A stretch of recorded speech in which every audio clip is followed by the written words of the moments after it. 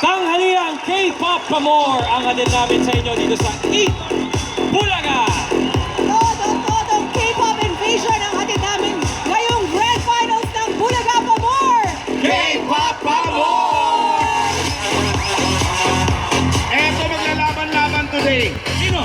Julian Trono, Ken Chan, Jopay Pakia, Liam Valentin, at si Renz Valerio. Abangan niyo sila mamaya mga Dabber Cats!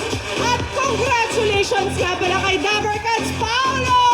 Wow, wow, wow, wow! Iba yun? Iba yun, Chong? Nininervous ako dito Siya yung kauna-unahang Dabber Cats Pamor champion. Ibig sabihin, may pangalawa? May Ay, teka Ngayon pa lang maghahanda na tayo dapat yan. Congratulations, Pao! Congratulations, Paolo. Bigay